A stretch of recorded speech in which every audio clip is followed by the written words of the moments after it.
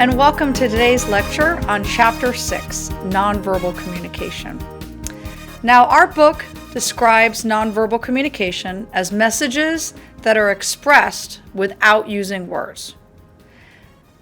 This is only partially true. Nonverbal does encompass words, but in how they're said and the way they're pronounced. More on that later. Did you know that nonverbal communication is everything? If I were to tell you that that is the secret to understanding communication, would you believe me? Well, there was a professor at UCLA named Dr. Albert Mehrabian, and he extensively studied nonverbal communication, and he found that 93% of a message is derived from the nonverbal aspect of the communication. 93%. That includes gestures, sounds, facial expressions, touch, what the speaker is wearing, their posture, all of it. 93%. And the 7% remaining are the words that the speaker says. So let that sink in for a little bit. And if you want to know where to find the true meaning of the message, the answer lies in nonverbal. So let's talk about the nature of nonverbal communication, where you truly find the meaning of a person's message. Nonverbal communication is literally impossible to avoid. We're doing it all the time. In fact, if you're sitting there watching this lecture now with your arms crossed, you're not saying a word, but your body language is. So no matter what, it's something that consciously or unconsciously we are doing. We are putting off a message that has value, and we're not even opening our mouths. Now, nonverbal behavior is part of our identity management. Remember, we talked about that in chapter 2. We talked about identity management are the strategies that we use to influence how other people view us. So nonverbal, very important with that. This is displayed by how people dress, how people wear their hair, their personal style, their behavior, their posture, their gestures, their proximity to other people, all of it. And it's all going to make sense after this lecture is over. Nonverbal cues also help define relationships between people. If people are holding hands, that's a pretty good sign that they're a couple. So when we watch people, when we observe people, we highly lean on the nonverbal communication and behavior to establish relationships and understand the dynamics between those two people. Nonverbal behavior can also be ambiguous and confusing, but understanding it is essential to your success as a competent communicator. So let's talk about the functions of nonverbal communication, because nonverbal has a lot of different functions. The first is to repeat a verbal message. So if you ask me directions to the nearest coffee shop and I say, it's north of here, about 2 blocks, and then I point, the act of pointing repeats the verbal message that I say north of here, about 2 blocks. Now, substituting is, instead of saying the word, you do a behavior. So if you ask me a question, instead of me saying, I don't know, I do this. That would establish the fact that I don't know the answer to your question. So nonverbal can also function as a substitution for a verbal word. The third thing that nonverbal does is complements a behavior. So it reinforces the content of a verbal message. So if I say, guys, you better have that assignment in on time, the act of me pounding my fist down or slapping my hand down on the table emphasizes the word, the verbal message that I mean business, and you better not be late with your assignment. Nonverbal behavior or nonverbal communication also functions to regulate conversation. So what does that mean?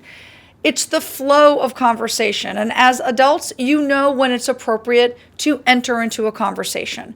But if you've ever had a conversation with little people, AKA children, you know that they interrupt a lot. They're not quite sure when they can enter the conversation, so they just barge right in. But nonverbal cues help us understand when it's our turn to talk. And then finally, contradiction. This is a huge part of nonverbal communication. If someone says to you something, but their body language says something else, look at their body language. So for example, if you ask me if anything's wrong and I do this, no, really, everything's fine. Really, it's fine. First of all, if a woman says it's fine, you know it's not fine. And with my arms crossed, that closed off behavior definitely indicates that everything is terrible. Okay? So if there's a contradiction between the verbal words being spoken and the nonverbal body language, look to the nonverbal for the key, the answer that really lies beneath. So let's talk about deception and nonverbal cues. A lot of people think that they can spot a liar, and some people are really good liars. I mean, they could sell ice to an Eskimo, right? Like they can really work you over. And I want you to think right now about people you know that are really good liars. What makes them a good liar? How do they do it? And how can you spot a liar? Well, do you know that people only have a 50-50 chance of really detecting a lie, even when the deceiver is a child? And children can be pretty deceptive, right? Pretty good liars. But how can you really tell? Knowing someone really well doesn't usually make it easier to detect deception with people. Some people are just really good at it. I personally am amazed how people can hook themselves up to a lie detector test and remain calm as a cucumber when they're truly guilty.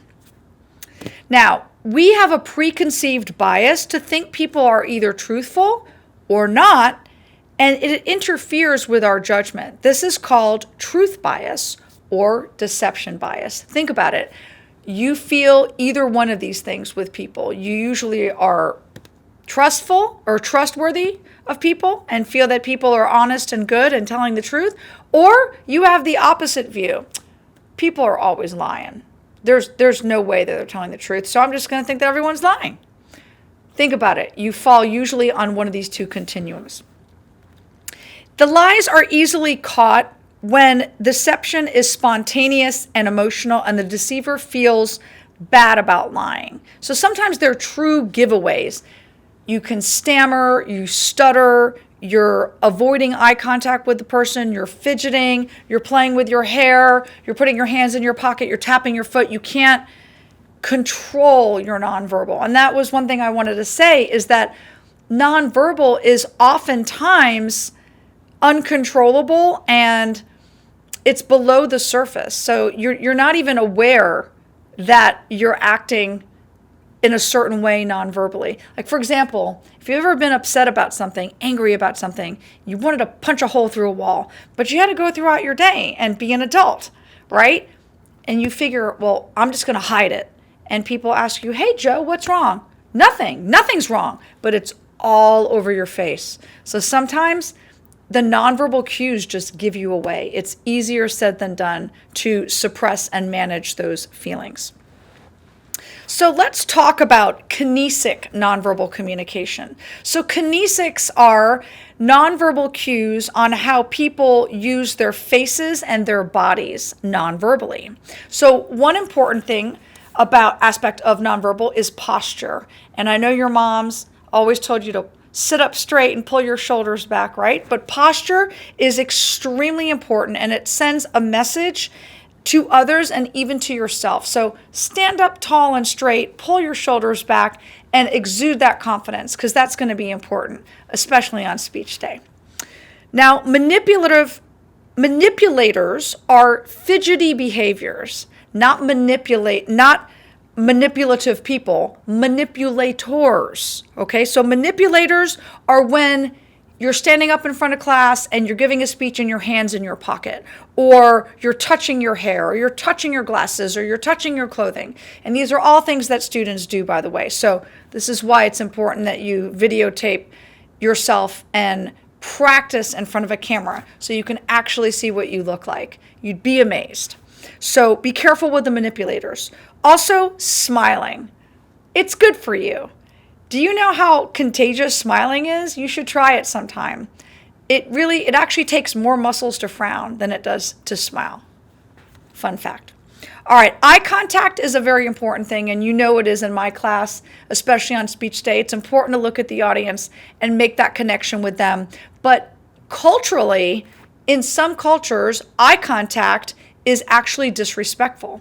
This is true in many Asian cultures. So it's really important that you understand your audience, because as Americans and as Westerners, we place a high priority on eye contact. And we tend to think that if people are not looking us in the eye when they're speaking, that they're being deceitful or untruthful. So they're being deceptive. So be careful with your eye contact. An affect blend is when you have multiple emotions showing in your face at the same time. So for example, if someone says to you, "We're going to Disney World," right? So you're excited and you're surprised, which is the two most awesome emotions to have at the same time, right? So that would be a good example of an affect blend. A bad example of an affect blend would be, "You're fired," right? In which case you're scared and sad, or scared and afraid, right? No one wants to hear that news. So think about how your face is a very complicated channel of expression, and how you can show different emotions in different parts of your face at the same time. That's called an affect blend. Now, haptics is the study of touch. And touch is an important part of nonverbal communication, but you've got to be careful with touch, because some people are huggers and some people are not. So think to yourself, are you a hugger? You know if you are, right? So huggers hug. They hug with their whole body, right? And non-huggers don't. They don't like to be touched. But you have to be careful in this day and age, because touch could be inappropriately taken by the receiver, and that could be a bad thing. So again, you're in your mind, your meaningless hug could be construed as something else, which could get you into a lot of trouble, especially if it's at work. All right, voice. We talked about how nonverbal communication is communication without words. And I told you that's not necessarily true, because there are certain aspects of the spoken words that are an element of nonverbal. So let me explain what that means. Paralanguage. Paralanguage is nonverbal cues that are vocal. And this includes your tone of voice, your speed, how quickly you speak, your pitch, how high or how low your voice is, the number and length of pauses, and if you stammer or stutter, or if you say those evil sounds that I don't want you to say during your speeches, the uhs, the ums, the the like, all right? Those things are an aspect of nonverbal communication, and they're called paralanguage. So it's important that you understand that nonverbal is extremely complex, because it encompasses both vocal and non-vocal aspects. Now, nonverbal cues and attractiveness. Would you not agree with me that good-looking people in our society receive perks over people that are not so attractive? Facts. The good-looking people will get the job, they'll get the raise, they'll get the promotion, they'll get the girl, they'll get the guy, they'll get the break. Think about how many times your good looks have helped you out of a bad situation, or have parlayed you into a good situation. That is how our world works, unfortunately. People use their attractiveness to their advantage. Unfortunately, sometimes The attractive person will be hired for the job, even though they're not the most qualified person for the job, or they're not the most intelligent person. It's a sad but true reality in this world.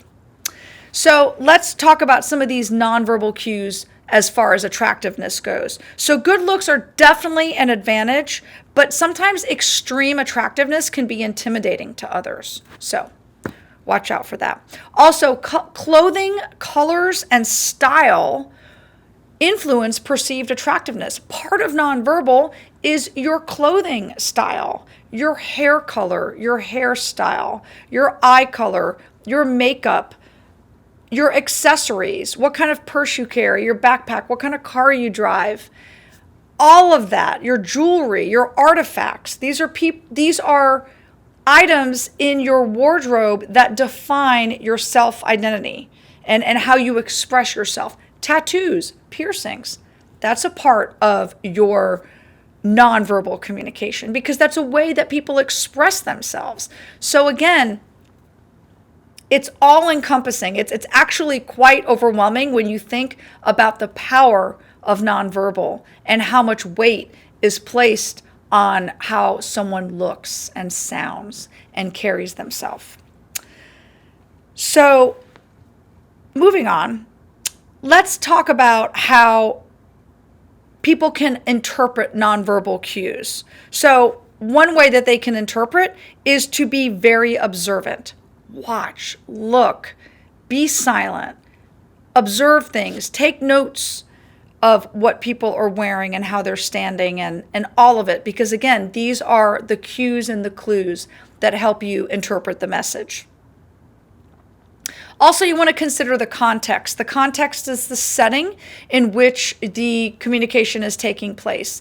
That is highly important as well. Whether it's a formal presentation in a boardroom or a casual conversation amongst two people, that has an effect on the nonverbal communication. Also, you want to use perception checking. We talked about how important that is on lessening misunderstanding and miscommunication. And perception checking is a 3-step process in which you state what someone's behavior is, number 1. Number 2, give at least 2 possible explanations for that person's behavior. And then number 3, to ask the person to clarify the behavior and how you should interpret it. So use the perception checking because that will help get you out of a lot of trouble by not assuming. And then finally, I want to end today's lecture on gender and nonverbal communication. Men and women speak differently, they act differently, and they use communication differently. But there's not too big of a difference in gender and nonverbal as many people think. Women tend to be more expressive in their communication, and the media portrays the media portrayals emphasize women's looks and men's ruggedness. Of course, remember how the media influences our perception of a lot of things. And generally, it underrepresents gender diversity. So think about that because not all men act one way and not all women act another way.